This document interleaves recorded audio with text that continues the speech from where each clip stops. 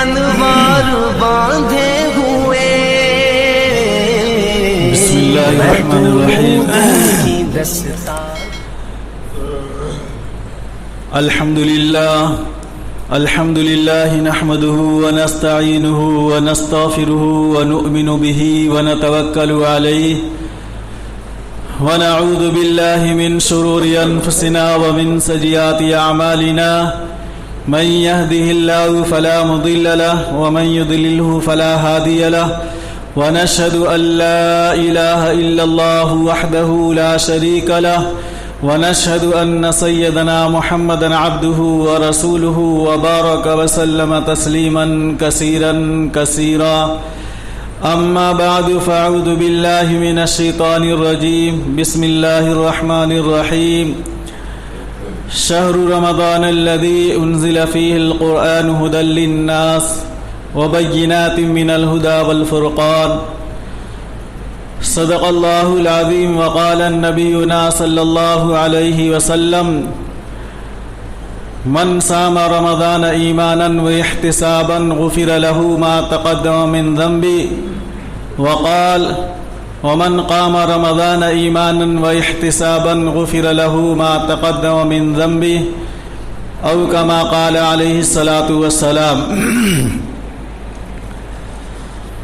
میرے محترم بزرگوں اور جس ساتھیوں، آئیے ہم سبھی مل کر کے ایک مرتبہ درود پاک پڑھ لیں. اللہم صلی علی سیدنا و شفیعنا و حبیبنا و بارک وسلم.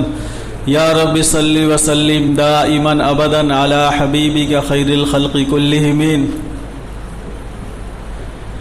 میرے محترم بزرگوں اور جس ساتھیوں، یہ مہینہ جو ہے شعبان کا چل رہا ہے اور اس مہینے کے کچھ ایام باقی رہ گئے ہیں. بہت تھوڑے سے ایام باقی رہ گئے ہیں، 5 یا 6 دن. آج 24 تاریخ ہے تو 5 دن یا 6 دن باقی ہیں. اس کے بعد جو ہے رمضان کا مہینہ شروع ہو جائے گا. اور رمضان کا مہینہ کیا ہے، اس کی برکت کیا ہے، اس کے فضائل کیا ہیں، اس کے لیے رمضان آنے سے پہلے ہم کو شعبان کے مہینے کے اندر رمضان کی تیاری کرنا ہے. رمضان آنے سے پہلے رمضان کے ایام ہمارے پاس آئیں، اس سے پہلے ہمیں رمضان کی تیاری کرنا ہے، جس کو استقبال رمضان کہا جاتا ہے. استقبال رمضان، جس طریقے سے ہمارے گھر کوئی مہمان آنے والا ہوتا ہے، کوئی ہمارا دوست جو بہت دور سے چل کر کے ہمارے گھر آتا ہے تو ہم اس کے لیے کتنی تیاری کرتے ہیں. گھر کی صاف صفائی و ستھرائی کا اہتمام کرتے ہیں، عمدہ سے عمدہ کپڑے خود بھی پہنتے ہیں اور اپنے گھر والے اپنے بچوں کے لیے بھی انتظام کرتے ہیں تاکہ ہمارے پاس جو مہمان آئے وہ دیکھ کر کے خوش ہو جائے، ہم سے مل کر کے خوش ہو جائے. ٹھیک اسی طریقے سے یہ رمضان کا مہینہ جو ہے یہ بہت ہی عظمت والا مہینہ ہمارے پاس آ رہا ہے. اور یہ مہینہ ایسا مہینہ ہے جس کا تعارف اور جس کا ذکر اللہ رب العزت نے قرآن کریم کے اندر کیا ہے. اس کی تعارف کی ہے اور اس کی پہچان کروائی ہے کہ یہ رمضان کا مہینہ کیا ہے. اور ذرا سوچئے، کسی آدمی کی کوئی تعریف اگر بڑا آدمی کر دے، جو بہت بڑا ہماری نظروں کے اندر ہو، جس کی اہمیت کو، جس کی بات کو ہم مانتے ہوں، اور اگر وہ کسی آدمی کی تعریف کرے اور اس کی پہچان کروائے تو سارے آدمیوں کی نظر کے اندر اس آدمی کی عزت بڑھ جاتی ہے جس کی وہ تعریف کر رہا ہے. اگر سی ایم یا پی ایم یا پردھان منتری اپنے اسپیچ کے اندر، اپنے تقریر کے اندر کسی آدمی کی تعریف کر دے اور اس کی بڑائی بیان کرے تو لوگوں کی نظر کے اندر اور لوگوں کے دلوں کے اندر اس آدمی کی عظمت بیٹھ جاتی ہے. ٹھیک اسی طریقے سے اللہ رب العزت نے قرآن کریم کے اندر رمضان کی تعارف کی ہے کہ رمضان کیا ہے. اور اس کی اہمیت کیا ہے اور اس کے تقاضے کیا ہیں۔ فرمایا شہر رمضان الذی انزل فیہ القرآن، یہ رمضان کا مہینہ ہی ایسا ہے جس کا تعارف اللہ نے قرآن کریم کے اندر کیا ہے۔ کسی اور مہینے کی تعارف جو ہے قرآن کریم کے اندر نہیں کیا گیا کہ دیکھو یہ محرم کا مہینہ شروع ہو رہا ہے یا ربیع الاول کا مہینہ شروع ہو رہا ہے، اس کی عظمت کیا ہے۔ نہیں، قرآن کریم کے اندر جس مہینے کی عظمت کو بیان کیا گیا ہے اور جس کی تعریف کی گئی ہے وہ ہے رمضان المبارک کا مہینہ۔ اللہ نے فرمایا شہر رمضان الذی انزل فیہ القرآن، کہ یہ رمضان کا مہینہ وہ ہے جس کے اندر قرآن کریم جیسی کتاب کو اتارا گیا، قرآن کریم کو نازل کیا گیا۔ اور وہ کتاب کیسی ہے؟ فرمایا ھدی للناس، جو سارے انسانیت کے لیے ہدایت کا ذریعہ ہے۔ ایسی عظمت والی کتاب اور ایسی برکت والی کتاب اس مہینے کے اندر نازل کی گئی ہے۔ تو اس کتاب کی اتنی عظمت ہے، اتنی برکت ہے، تو جس مہینے کے اندر اس کو اتارا گیا اس کی برکت کتنی ہوگی۔ اور اس کا تعارف اللہ کے نبی حضرت محمد صلی اللہ علیہ وسلم بہت ہی اہتمام سے کیا کرتے تھے استقبال رمضان کا۔ اس لیے صحابہ کرام کو جمع کرتے اور فرماتے کیا تم کو معلوم ہے کہ تم سے ملنے کون آ رہا ہے؟ کیا تم کو پتا بھی ہے کہ تم سے ملنے کے لیے کون آ رہا ہے، یا تم کس سے ملنے والے ہو؟ سیدنا حضرت عمر فاروق رضی اللہ تعالی عنہ نے کہا اللہ کے نبی صلی اللہ علیہ وسلم کیا کہیں جہاد کے لیے یا جنگ کے لیے جانا ہے، جب آپ اتنی توجہ دلا رہے ہیں؟ تو آقا علیہ الصلوۃ والسلام نے فرمایا نہیں، تمہارے پاس ایک ایسا مہمان آ رہا ہے، ایک ایسا مہینہ آ رہا ہے جو بہت ہی عظمت والا، اور جس کی ابتدا ہونے سے ہی اللہ رب العزت پورے انسانوں کی جو ایمان والے ہیں سب کی مغفرت کا سامان پیدا کر دیتا ہے۔ یہ ہے رمضان المبارک کی عظمت اور اس کی اہمیت، جو آقا علیہ الصلوۃ والسلام بہت ہی اہتمام سے، یہاں تک کہ رجب کے مہینے سے رمضان کی تیاری کیا کرتے تھے، رجب ہی سے رمضان کی تیاری کے اندر لگ جاتے۔ چنانچہ حدیث پاک کے اندر دعا بھی منقول ہے کہ اللہ کے نبی صلی اللہ علیہ وسلم نے دعا مانگی ہے رجب کے مہینے کے اندر کہ اے اللہ ہماری عمر اتنی بڑھا دیجئے کہ رمضان کا مقدس مہینہ ہم کو مل جائے۔ اس سے پتہ چلتا ہے کہ یہ رمضان کا مہینہ کتنی عظمت والا ہے۔ اور اللہ کے نبی حضرت محمد صلی اللہ علیہ وسلم شعبان کے آخری دنوں کے اندر خطبہ دیا کرتے تھے۔ اس حدیث کے راوی سیدنا حضرت سلمان فارسی رضی اللہ تعالی عنہ ہیں، وہ فرماتے ہیں کہ 29 شعبان کا مہینہ ختم ہونے والا، رمضان کا مہینہ شروع ہونے والا، اس سے ایک دن پہلے آقا علیہ الصلوۃ والسلام نے خطبہ دیا، اور بہت ہی بلیغ اور لمبا چوڑا خطبہ دیا، جس کے اندر رمضان کی عظمت اور رمضان کی برکت اور اس کی اہمیت کو بیان کیا، تاکہ رمضان جب شروع ہو جائے تو وہ ایام جو برکتوں والے ہیں، جو عظمتوں والے ہیں، وہ ایام ہم غفلت کے اندر نہ گزاریں۔ ایسا نہ ہو کہ جس طریقے سے ہمارا 11 مہینہ گزر گیا غفلت کے اندر، معصیت کے اندر، گناہوں کے اندر، اللہ کی نافرمانی کے اندر، کہیں ایسا نہ ہو کہ یہ مقدس مہینہ بھی ہم یوں ہی گزار دیں۔ جس طریقے سے اور ایام گزارتے چلے گئے اسی طریقے سے یہ مہینہ ہم سے نہ گزر جائے۔ اسی لیے خاص طور سے اللہ کے رسول صلی اللہ علیہ وسلم نے شعبان کے مہینے کے اندر رمضان کی تیاری کا حکم دیا اور فرمایا قد اضلکم شہر عظیم یا ایھا الناس قد اضلکم شہر عظیم، کہ اے لوگو تمہارے اوپر ایک عظمت والا مہینہ سایہ فگن ہو رہا ہے، تمہارے اوپر ایک عظمت والا مہینہ سایہ کر رہا ہے، یعنی آ رہا ہے۔ اس حدیث کے ذیل کے اندر علماء نے لکھا ہے کہ جس طریقے سے سائے سے آدمیوں کی حفاظت ہوتی ہے، چھت کا سایہ ہے تو دھوپ سے حفاظت ہوتی ہے، بارش سے حفاظت ہوتی ہے. اگر آدمی باہر کھڑا ہو تو دھوپ بھی لگے گی، گرمی ملے گی، بارش ہوگی تو بارش بھی لگے گی. لیکن وہی آدمی اگر سائے کے اندر آ جائے، چھت کے نیچے آ جائے، درخت کے نیچے آ جائے تو دھوپ سے حفاظت ہوگی، سردی سے حفاظت ہوگی اور بارش سے حفاظت ہوگی.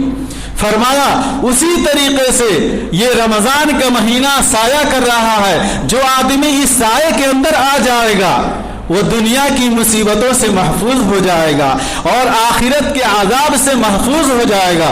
لیکن شرط یہ ہے کہ آدمی اس مہینے کے اندر سایہ حاصل کرے.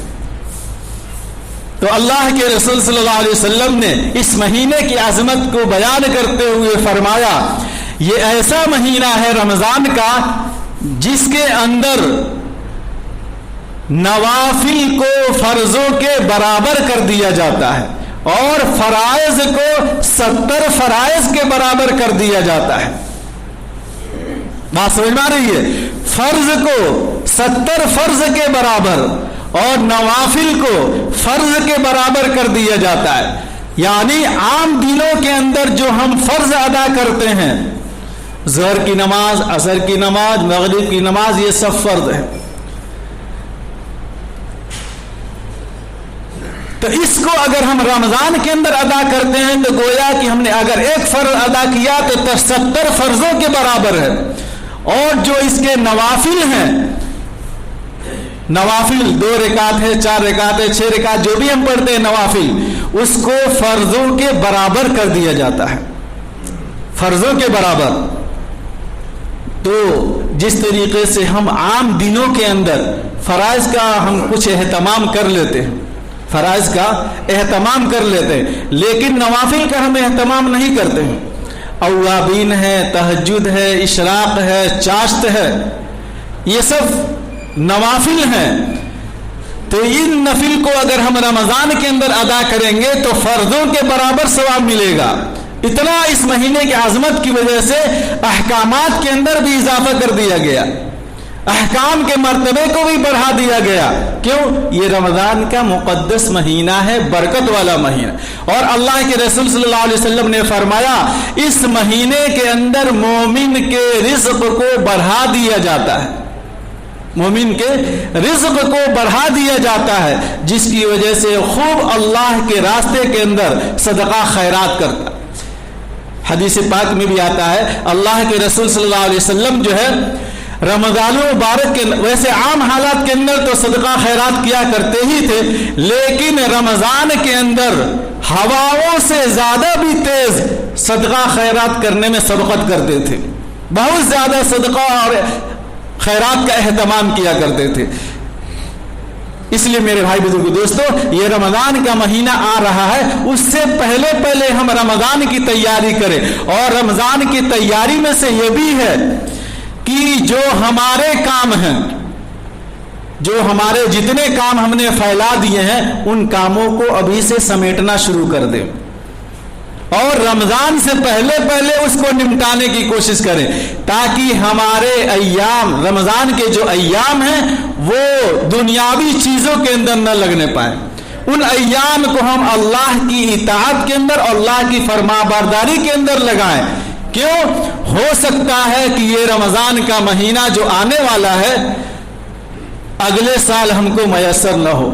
اور حکم بھی ہے، تیاری میں سے یہ بھی ہے کہ آدمی کی رمضان کی قدر اسی وقت معلوم ہوگی جب یہ سمجھ کر کے رمضان کے دنوں کو گزارے کہ یہ رمضان ہمارا آخری رمضان ہے، یہ رمضان ہمارا آخری رمضان ہے، اس کے بعد ہم کو رمضان کا مہینہ نہیں ملے گا.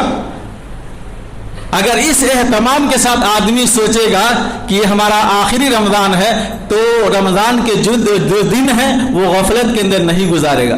جس طریقے سے اگر ہم کو ابھی معلوم ہو جائے کہ یہ جو ہم ابھی مسجد کے اندر آئے ہیں نماز پڑھنے کے لیے، یہ ہمارا آخری نماز ہے، اس کے بعد نماز پڑھنے کا موقع نہیں ملے گا، تو ہم کتنا اہتمام کے ساتھ اس نماز کو ہم ادا کریں گے، کتنی فکر کے ساتھ اور کتنا سنتوں کی رعایت کرتے ہوئے ہم اس کو ادا کریں گے. دنیا کے سارے جھمیلے ختم کر دیں گے. جتنا ہمارے دماغ میں جب ہم نماز کی نیت باندھتے ہیں نا تو ہمارے دلوں کے اندر جو ہے بازار کا, دکان کا, گھر کا, کھلیان کا سب دھیان آ جاتا ہے. لیکن اگر معلوم ہو جائے کہ نہیں یہ آخری نماز ہے, اب اس کے بعد کوئی نماز نہیں, تو یہ سارے جھمیلے ہم ختم کر دیں گے, آٹومیٹک ختم ہو جائیں گے. بس فکر یہ ہوگی کہ ہماری آخری نماز ہے اور اس کو ہم جتنا اہتمام کے ساتھ اور جتنا سنتوں کی رعایت کرتے ہوئے ادا کریں گے تو اتنا کوشش کریں گے. ٹھیک اسی طریقے سے میرے بھائی بزرگوں دوستو, ہم یہ رمضان کے مہینے کو اس طریقے سے گزاریں کہ یہ ہماری زندگی کا آخری رمضان ہے. اور اللہ پر بھروسہ تو رکھ سکتے ہیں کہ انشاءاللہ دعا بھی کر سکتے ہیں کہ اللہ جس طریقے سے یہ رمضان کا مہینہ ہم کو مل رہا ہے اسی طریقے سے بار بار ہم کو رمضان کا مہینہ ملتا رہے. لیکن یہ یقین رکھیں کہ ہمارا آخری رمضان ہے. جس طریقے سے ہم دنیا کے اندر جو دیکھتے ہیں بہت سارے ہمارے اسکولوں کے اندر, مدرسوں کے اندر امتحانات ہوتے رہتے ہیں, لیکن ایک فائنل ایگزام ہوتا ہے, سالانہ امتحان جس کو کہا تھا, سال میں ایک مرتبہ ہوتا ہے. اور اسی کی بنیاد پر آدمی آگے بڑھتا ہے, آگے کلاس کے اندر بھی جاتا ہے, اور اسی کی بنیاد پر آدمی کو ترقی بھی ملتی ہے. تو ہم اس امتحان کی کس قدر تیاری کرتے ہیں. جب وہ امتحان قریب آ جاتا ہے تو ہم رات دن ایک کر دیتے ہیں. جو پڑھنے والے ہیں, پڑھانے والے ہیں, رات دن ایک کر دیتے ہیں. کب کھانا کھایا کوئی بات نہیں ہے, کب سو رہے ہیں, رات کو 1-1 بجے 2-2 بجے تک پڑھائی کے اندر لگے ہوئے. کیوں؟ ہمارا آخری امتحان ہے, فائنل ایگزام ہے. اگر ہم اس کے اندر کامیاب ہو جائیں گے تبھی آگے بڑھیں گے.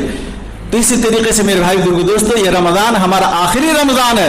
اس اہمیت کے ساتھ ہم اس رمضان کو گزاریں کہ ہو سکتا ہے کہ آئندہ رمضان ہم کو نہ ملے. یہ اس کی رمضان کی تیاریوں میں سے یہ بھی ہے کہ ہم آخری رمضان سمجھ کر کے اس کے اندر عبادت کریں. اور جتنے ہمارے دکاندار لوگ ہیں یا جتنے کاروباری لوگ ہیں وہ بھی اپنے نظام کو بنائیں کہ رمضان میں زیادہ سے زیادہ وقت ہم اللہ کی عبادت کے اندر, نوافل کے اندر, قرآن پاک کی تلاوت کے اندر اور روزہ صدقات خیرات کے اندر لگائیں گے. ارے ہم 11 مہینہ تو ہم اپنی زندگی جی لیے, دنیا کے لیے, اپنے گھر والوں کے لیے کمانے کھانے کے اندر لگے رہیں. کم سے کم 1 مہینہ خوب جم کر کے عبادت کر لیں. 1 مہینہ ہم خوب جم کر کے عبادت کریں, غفلت کو چھوڑ دیں, اللہ کی اطاعت کے اندر لگائیں. انشاءاللہ اس رمضان کے اندر اتنی تربیت ہو جائے گی اگر صحیح طریقے سے ہم گزاریں. اس لیے کہا جاتا ہے کہ یہ رمضان کا مہینہ جو ہے تربیت کا ہے. اگر اس کے اندر صحیح تربیت ہو گئی, اگر ہم نے ان ایام کو صحیح طریقے سے گزار لیے تو باقی 11 مہینے ہماری زندگی پٹری پہ چلتی رہے گی, صحیح طریقے پر گزرے گی. لیکن اگر ہم نے یوں ہی غفلت کے ساتھ گزار دیا, غفلت میں پڑے رہے, رمضان آیا چلا بھی گیا, کون مہمان ہمارے پاس آیا, کیسا مہمان, کس کا بھیجا ہوا تھا, اس کی کوئی عظمت ہمارے دلوں کے اندر نہیں ہے, تو میرے بھائی بزرگوں دوستو رمضان آئے گا بھی اور چلا بھی جائے گا, لیکن ہم افسوس ملتے رہ جائیں گے. اسی لیے حدیث پاک کے اندر اللہ کے رسول صلی اللہ علیہ وسلم نے ایسے لوگوں پر بد دعا کی ہے جو لوگ رمضان کو غفلت کے ساتھ گزار دیتے ہیں اور اس کے اندر اپنی مغفرت کا سامان نہیں کرتے ہیں. اللہ کے رسول صلی اللہ علیہ وسلم نے ایک موقع پر فرمایا, 3 بد دعائیں کی, ان میں سے ایک دعا بھی ہے, بد دعا بھی یہ بھی ہے کہ اے اللہ ہلاک ہو جائے وہ آدمی جس کے پاس رمضان جیسا مقدس مہینہ آئے, رمضان کا مقدس مہینہ آئے پھر بھی اس کی مغفرت نہ ہو جائے, پھر بھی وہ اپنی مغفرت نہ کرا پائے. ایسا آدمی ہلاک ہو جائے, برباد ہو جائے, تباہ ہو جائے. یہ کون بد دعا دے رہا ہے؟ اللہ کے رسول جناب محمد الرسول اللہ صلی اللہ علیہ وسلم ایسے آدمی کو بد دعا دے رہے ہیں. اور روایت کے اندر ہے اس بد دعا پر جو آمین کہنے والے ہیں وہ سید الملائکہ ہیں. بد دعا دینے والے سید الانبیاء. بدعا کون دے رہے ہیں؟ سید الانبیاء, جو سارے نبیوں کے سردار, سارے نبیوں کے سرتاج اور سارے نبیوں کے امام ہیں. اور اس بدعا پر آمین کہنے والا کون ہے؟ فرمایا سید الملائکہ, سارے فرشتوں کے سردار سیدنا حضرت جبریل علیہ السلام اس بدعا پر آمین کہنے والے ہیں. اگر ہم رمضان کو یوں ہی غفلت کے اندر گزار دیں گے تو بد دعا کا مستحق ہو جائیں گے اور بد دعا کے اندر ہم شامل ہو جائیں گے. اور یاد رکھیے جس کے بارے میں آقا علیہ الصلوۃ والسلام بد دعا دے دے وہ آدمی کبھی کامیاب نہیں ہو سکتا ہے. وہ آدمی برباد ہو جائے گا, دنیا کے اندر بھی تباہ ہوگا اور آخرت کے اندر تو تباہ ہوگا ہی, لیکن دنیا کی زندگی کے اندر کبھی سکون نہیں میسر ہوگا. پیسہ تو آ جائے گا, دولت آ جائے گی, لیکن جو سکون ہے وہ سکون اللہ تعالیٰ کھینچ لیں گے. جب اللہ کی اطاعت اور رسول اللہ صلی اللہ علیہ وسلم کی اطاعت زندگی سے نکل جاتی ہے تو آدمی اندر ہی اندر گھٹتا ہے, پریشان رہتا ہے. پیسہ ہے لیکن پاگلوں جیسی حرکت کر رہا ہے. سب کچھ ہے, اسباب زندگی ہے اس کے پاس, اچھی طریقے سے زندگی گزار سکتا ہے, ایسے سامان ہے, لیکن دل کے اندر بے چینی ہے, دل پریشان ہے. اصل راحت تو دل کی راحت ہوتی ہے. دل آدمی کا سکون ہو تو آدمی روڈ پر بھی سو جائے گا تو نیند آ جائے گی بہترین. دل کے اندر سکون ہو تو فٹ پاتھ پر آدمی بیٹھ کر کے سو سکتا ہے, لیکن اگر دل بے چین ہو تو اے سی کے اندر رہنے والا بھی آدمی پریشان ہوگا, گھٹ گھٹ کر کے جیے گا, مرنے کی دعا مانگے گا لیکن موت نہیں آئے گی. اس لیے میرے بھائی بزرگ دوستو, یہ رمضان جیسا مقدس مہینہ ہمارے پاس آ رہا ہے, یہ مبارک مہمان ہے. ان مہمان کی ہم قدر کریں. جب اگر گھر کے اندر مہمان آتا ہے, اگر ہم اس کی قدر کرتے ہیں تو ہماری تعریف کرتا ہے اور ہمارے لیے دعائیں دیتا ہے. اور اگر ہم نے اس کی قدر نہیں کی جیسی قدر کرنی چاہیے, اگر خاطر تواضع نہیں کی جس طریقے سے خاطر تواضع کرنا چاہیے, تو وہی مہمان جو گھر سے جاتا ہے تو بد دعا دیتا ہوا جاتا ہے, پریشان ہو کر کے جاتا ہے اور اس کی بد دعا لگ جاتی ہے. اسی طریقے سے ہم اگر مہمان کا استقبال کریں گے, یہ روز رمضان آ رہا ہے, اس کی ہم قدر کریں گے, اس کی اہمیت کو اپنے دلوں کے اندر بٹھائیں گے, تو اللہ رب العزت اس کی برکت کی وجہ سے اللہ تعالیٰ ہماری دنیا بھی بنا دیں گے اور آخرت بھی بنا دیں گے. تو یہ چند باتیں تھیں. اللہ تعالیٰ ان باتوں پر عمل کی توفیق عطا فرمائے. جو